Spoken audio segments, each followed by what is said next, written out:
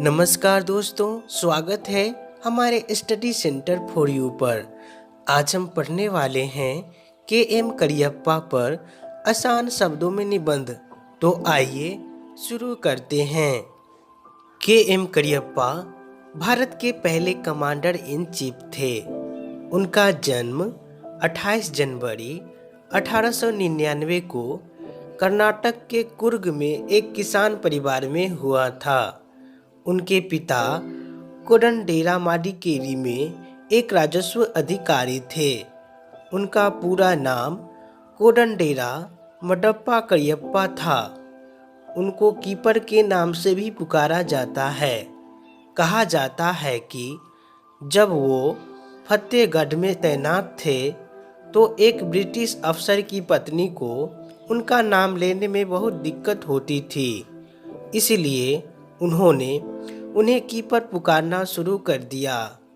उनकी प्रारंभिक शिक्षा मडिकेरी के सेंट्रल हाई स्कूल में हुई। वे शुरुआत से ही पढ़ने में मेधावी थे और गणित एवं चित्रकला विषय उनको सबसे प्रिय थे। उनकी स्कूली शिक्षा पूरी होने के बाद उन्होंने मद्रास के प्रेसिडेंसी कॉलेज में दाखिल ले लिया।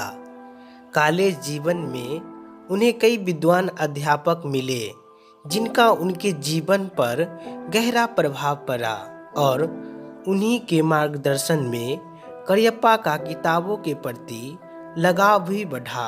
पढ़ाई के साथ साथ के.एम. करियप्पा क्रिकेट, हॉकी और टेनिस के अच्छे खिलाड़ी भी थे।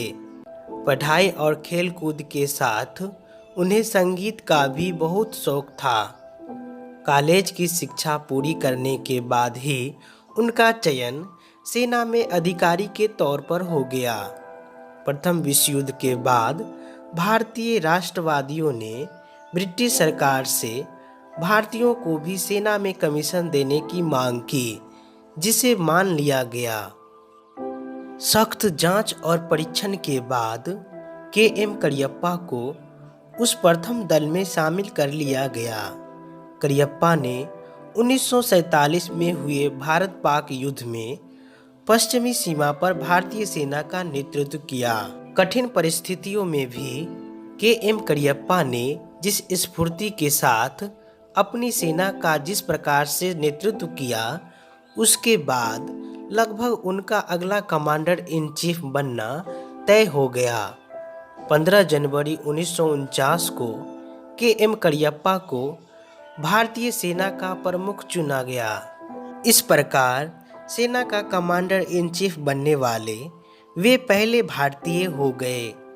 सन 1953 में वे भारतीय सेना से सेवानिवृत्त हो गए और उन्हें ऑस्ट्रेलिया और न्यूजीलैंड में भारत का उच्चायुक्त नियुक्त किया गया, जहां उन्होंने 1956 तक अपनी सेवाएं दी। एक वरिष्ठ अनुभवी अधिकारी के नाते उन्होंने कई देशों की सेनाओं के पुनर्गठन में भी सहायता की। उन्होंने चीन, Japan, America, great Britain, Canada और कई और यूरोपीय देशों की यात्रा की। अमेरिका के राष्ट्रपति हैरी एस ट्रूमैन ने उन्हें order of the chief commander of the legion of merit से सम्मानित किया। देश को दी गई उनकी सेवाओं के लिए भारत सरकार ने सन 1986 में उन्हें फील्ड मार्शल का पद प्रदान किया। सेवानिवृत्ति के बाद के.एम. करियप्पा कर्नाटक के कोडागु जिले के मडिकेरी में बस गए। वे प्रकृति प्रेमी थे और लोगों को पर्यावरण संरक्षण आदि के बारे में भी अवगत कराया। Field marshal KM. करियप्पा का निधन 15 मई 1993 को कर्नाटक की राजधानी बेंगलोर में हो गया। के.एम. करियप्पा पहले भारतीय थे जिन्हें आज़ाद भारतीय सेना की कमान दी गई थी। साथ ही जिस दिन भारतीय सेना आज़ाद हुई थी, उस दिन पहली बार करियप्पा ने सेना की कमान संभाली और 15 जनवरी के दिन को सेना दिवस के रूप में मनाया जाता है। आपने देखा के एम करियप्पा पर आसान शब्दों में निबंध। दोस्तों, हमारे चैनल पर अगर पहली बार आए हैं तो कृपया हमारे चैनल को सब्सक्राइब कर लें और साथ में बेल आइकन को भी दबा दें ताकि ऐसे ही वीडियो सबसे पहले आपको मिले। मिलते हैं अगले वीडियो में, तब तक के लिए take care, bye bye, thank you.